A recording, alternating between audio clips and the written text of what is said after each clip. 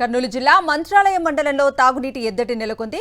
కల్లుదేవకుంటలో 2 నెలలుగా నీటి సరఫరా లేకపోవడంతో గ్రామస్తులు ఆందోళనకు దిగారు. మంత్రాలయం బళ్ళారి జాతీయ రహదారిపై ఖాళీ బిందెలతో బైఠాయించారు. తాగునీటి కోసం అల్లాడుతున్నా అధికారులు పట్టించుకోవటం లేదని ఆవేదన వ్యక్తం చేశారు. ప్రభుత్వానికి వ్యతిరేకంగా నినాదాలు చేశారు. వెంటనే తాగునీటి సమస్య పరిష్కరించాలని డిమాండ్ చేశారు. అధికారులు గ్రామానికి చేరుకుని త్వరలోనే సమస్య పరిష్కరిస్తామని హామీ ఇవ్వటంతో ధర్నాను విరమించారు.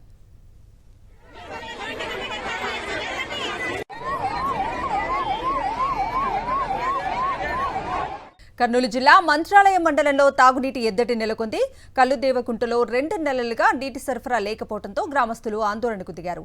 మంత్రాలయం బళ్ళారి జాతీయ రహదారిపై ఖాళీ బిందెలతో బైఠాయించారు. తాగునీటి కోసం అల్లాడుతున్నా అధికారులు పట్టించుకోవటం లేదని ఆవేదన వ్యక్తం చేశారు.